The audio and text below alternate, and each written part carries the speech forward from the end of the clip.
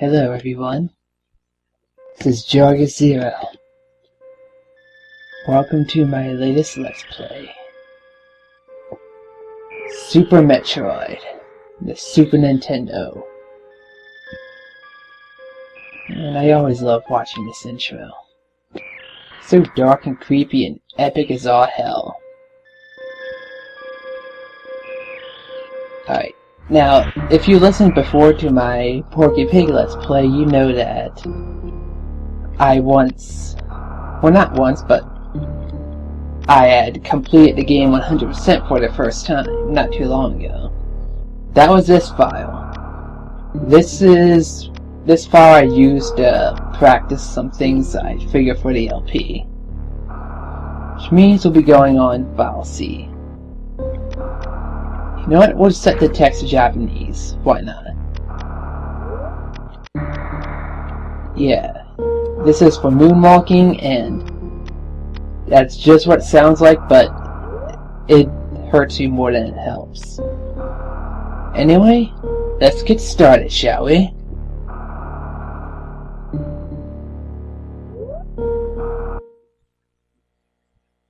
The last Metroid is in captivity.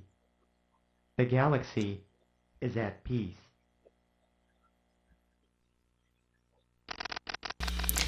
I first battled the Metroids on planet Zebes. It was there that I foiled the plans of the space pirate leader Mother Brain to use the creatures to attack galactic civilization.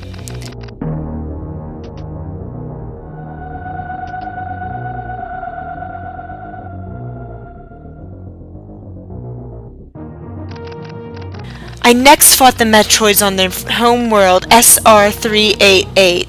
I completely eradicated them except for a larva, which after hatching followed me like a confused child.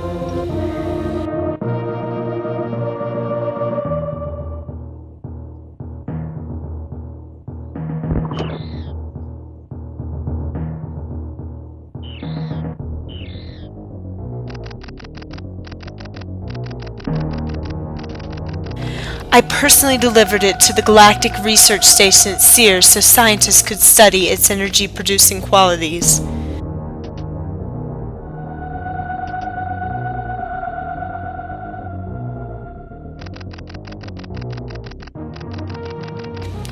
The scientists' findings were astounding.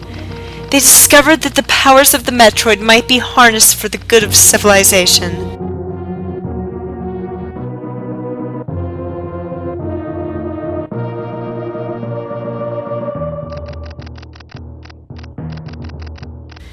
Satisfied that all was well, I left the station to seek a new bounty to hunt. But I had hardly gone beyond the asteroid belt when I picked up a distress signal. Sears Station was under attack.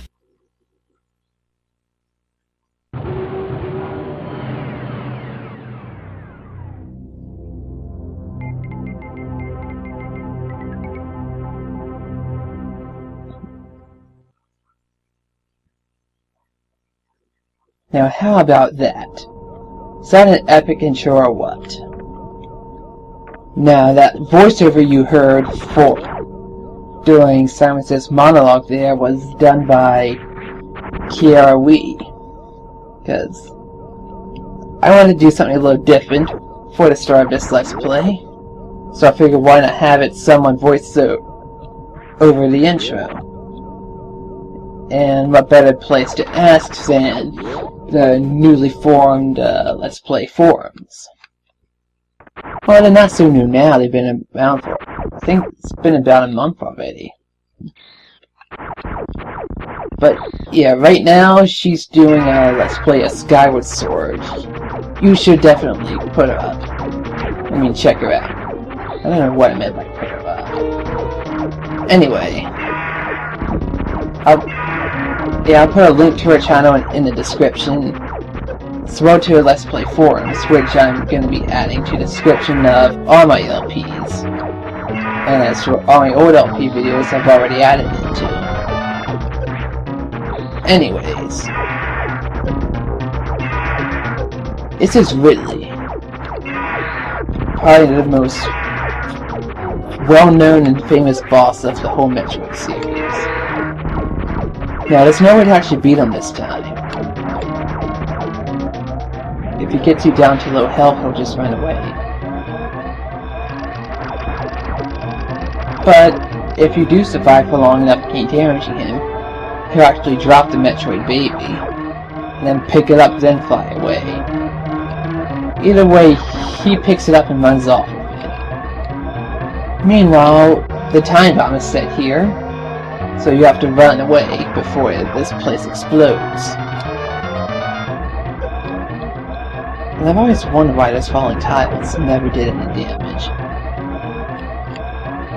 I mean, everything else that stuns Samus in this game does damage, but nothing here. Only thing that hurts her in this place is Ridley.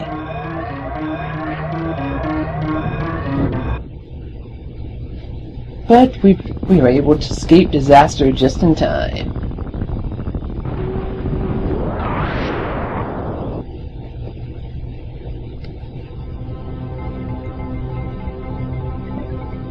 Planet Zeebs again? What? Are they restarting in the same place as before? Well, actually, yeah, they are. Because if you played the original Metroid, which I have not, a lot of the places will seem familiar to you, but this game is a lot huger than the original, but also less confusing. Things largely apart due to the fact that there's a map. And my, can it help wonderfully, especially if you're new to the game. Yeah, but so far there's been no dangers and nothing around to be a threat to us. But I assure you that will soon change. Very soon. So far, there's only one path we can take, so we'll take it. Yeah, best to hang to the right here, so you only have to go through one platform. And about these doors, blue ones can be opened at any time with any weapon.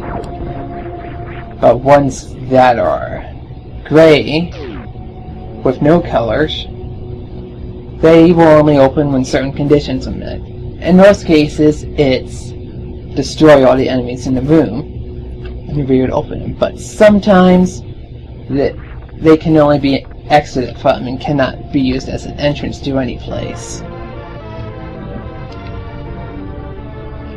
But little history about me with this game. This is my second Metroid game. Though in a way it wasn't supposed to be. Because what happened is, for my birthday one year, when I was still very little, I got this game for my birthday. Though, it was a surprise, in more than one way. Because the box for the game was for the Mega Man 2 on it. And at that point I had actually not played a Mega Man game. Not till a year or so later when I first played Mega Man X. So instead, but inside the box was Metroid 2, along with, including its manual and such. I was confused, but I didn't say anything about it. I just played the game, my 8-year-old self. And I liked it a lot. Even though most people have probably never played it. Actually, I lost my copy of it many years ago, back in high school, unfortunately. It's too bad, because I have the Super Game Boy, and if I still had it, I'd definitely do an LP of it. It was re-released on the 3DS Virtual Console, and I haven't downloaded it, but it should be the same as the old thing. But maybe I'll get around to doing that someday. But then when I found this game, it's a bit of an unusual story. I was at Kmart with my dad one night. I believe I was about 10 at this point. And I was just looking at the games and saw that there was a Super Metroid. which I knew nothing about. So I asked him to get it for me, because I wanted to see how much better it could be on Super Nintendo from the Game Boy. And to my surprise, he actually did. Because normally, my dad does not buy me things on a whim. My mother would, but my dad never really cared much about video games or me playing them. He still doesn't probably, but he don't say anything about it these days. So that kind of surprised me, and that's something that always stuck out to me because it's the only time I can remember where he really did that. I mean, I can think of quite a few instances where my mom's done that, but none where he's done it. At least, none to my knowledge. So, that has a bit of a special memory for me. Because nothing has ever happened like that to me before. And I played it many times. And it wasn't until well later that I got a better ending than the... So it took me probably about 6 hours on my first playthrough. It's a pretty long time. Especially since the better ending for this game is complete under 3. I was way off. The game was a lot harder for me then than it is now. That's to be expected because I was pretty young and didn't know anything about it. I was taking more damage against this boss than I expected to. Oh well. Luckily he refilled all my energy. So yeah, moving right along now. So far not much has happened, but like I said, the beginning part of this game, it pretty has pretty straightforward. So you can see I'm taking quite a bit of damage. But luckily that's going to be made less of a problem soon. Well, the damage I take will still be about the same, but I'll be able to take more of it. Now the bombs we got are pretty important because in the little small passages, they're the only things to break these blocks. Which, when I was talking about my Metroid history earlier, I encountered a couple trying to go in here. Now I wasn't sure if I was going to do this game at first. Well, around this time, I mean. Mainly because this controller is aging not so well. So, eventually I'm going to have to get a new one. But I messed around and figured I could still make it. Now right there, as you saw me go through, there are tons of secret passages and speedrunning techniques in here, and sequence breaking. Now, I'm not really good at all the special tricks in this game. No way at all. But I do know a couple. Or actually, in the case of Shine Spark and a wall jump, it's necessary for getting 100%. Which I will be doing in this Let's Play. Not in the same order as when I first did it, but still. Mainly because I wanted this to be a little more organized. So I may do this in somewhat faster time. Hopefully. If not, I'll probably be like maybe 10-15 minutes ahead of what I had before. That's not bad. Off to a good start already. Yeah, those things are kind of annoying. That was just shooting. They can only be destroyed after you take out all the enemies that pop out of them. Usually I just skip over them because they cannot harm you if you don't attack them.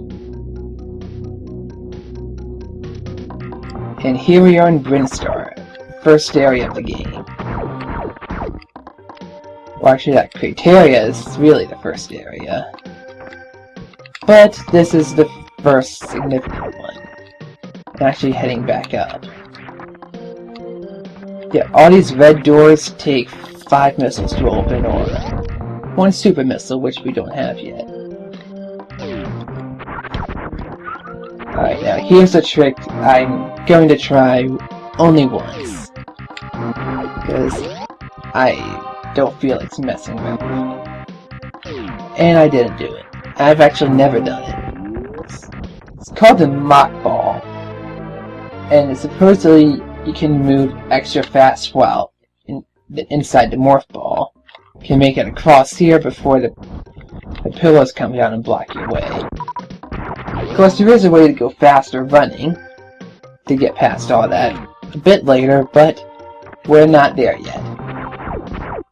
It'll probably actually be in part 2 that I should do that. But not this part. Yeah, but there'll be some backtracking in order to collect everything. But what's a Metroid game without it? Actually, I don't think Metroid 2 had it. For the most part, the game was split up pretty evenly into different sections. Which no other Metroid game has done. I don't think. Yeah, not even Metroid Prime 3. Which had you go through different areas.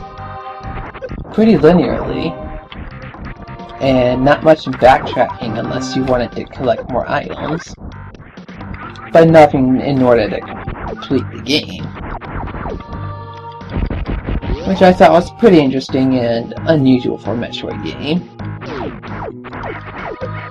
Ooh, I never like these things. You know, why don't I just use a missile to kill him one shot? And you're going to need to. Because this is the first instance of dealing with this. Actually, second instance. Of those metal doors. And here we have the first real boss of the game. Or he might just be considered a mini-boss. If I remember he's called like Spore or Spawn. Pretty much you can only hit his inside to hurt him. And he's pretty easy to hit. And the more you damage him, the darker he'll get and the faster he'll get. Luckily, if you ever need to restock on energy or missiles, it's got plenty of little things that pop out of the top. That'll do both. Just don't try to go for something when he's about to move in front of it. And even if you are at full supplies, you should take them out anyway.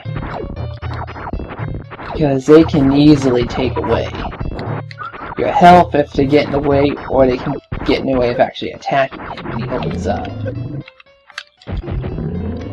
And I think I might have hit him twice. Yeah, see, he's starting to speed up now. And it's gotten kinda dark. Which is good, that means we're making progress. Oh yeah, that energy tank I picked up. There's about 14 of them in the game. And each one will increase how much damage you can take by 100 energy points. I would have had something a little extra, in addition to energy tanks, if I was able to pull off that mock ball. But oh well. I'll be getting that not too long. Alright, and I beat him already.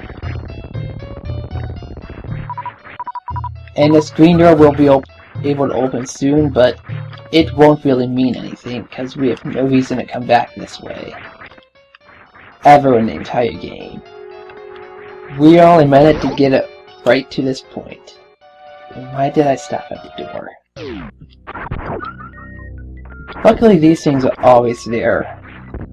In plenty of places in the game. Keep your health regenerated or your supplies. Most of them are near bosses and save points, which is always a plus. Yeah, super missile. They're stronger than regular missiles. They're the only things that can open the green doors. And also, there are hidden areas. Not areas, but hidden. They're not even hidden, but spaces that can only be destroyed by them. Like this. You think it's a bomb, but no, you need a super missile. So keep that in mind. And already we have another missile right here. Yep, the missiles is going to be, the regular missiles are going to be the most common item you pick up. Because there's a total of 230 of them. So that's like, I think that's like 45-ish, I think, packs of them you get in total. I'm not quite sure if I did the math right, but it's somewhere around there. Yep. And now is I think where I'm gonna have to do my first wall jump. Yep. And first I'll let this thing goodbye. There. They get another missile pack. Now I could have done that later when I get the high jump, but why waste time when I can just do it right now and get out of the way? Because there'll be plenty of spaces I'll have to backtrack to. Might as well leave one thing out. Yep. Pillars of a colored square can only be opened by shooting it. Blue ones are just like the doors, can do any time. Where the green ones can only be done by super missiles, but it'll be a while before we get to them. Actually, I don't think we'll be going there at all. I mean, not going there, I mean seeing one at all. At least to the next part. Yeah, now, I could do a bunch of tricky wall jumps, but I've seen how that's done, and I don't think I have the skills for it. So I'll save that for another time.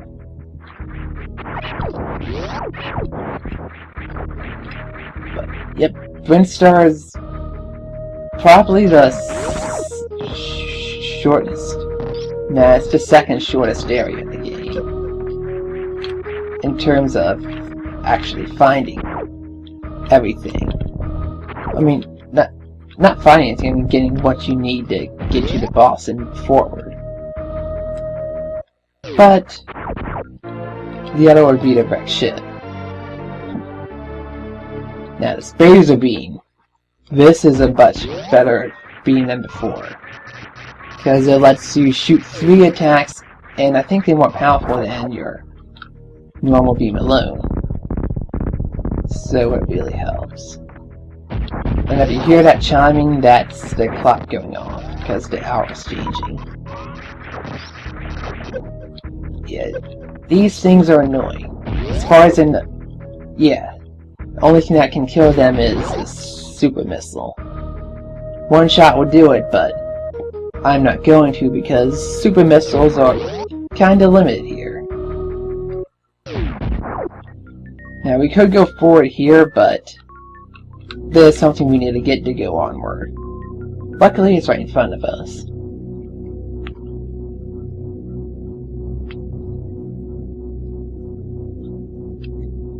And now we leave Brinstar to head to one of the greatest areas in this game. Warfare. And is this the way or the wrong way? Yeah, this is what we had to go to. But at least I got that super missile door out of the way early. But extra energy is always a good thing. But that's not the main reason why we're here.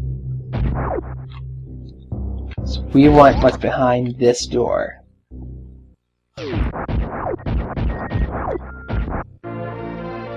The high jump boots. This is what we were just talking about a moment ago. without the wall jump, you need these to get the Spazer Beam. Otherwise, you can't jump high enough. And that's our only reason for coming to Norfair. This time. Don't worry, we'll be coming here many more times in the future. But for now, that's all we need from here. And we actually gotta take this thing out. I was not expecting to see that thing. Oh well. Otherwise, that door would not open. And here we have our first, well, first I'm showing save point in the game. And with that, we'll conclude part 1 of Super Metroid. Stay tuned everyone for part 2, where we'll take on the boss of Brinstar and explore the lower depths of Norfair for a while. Until next time!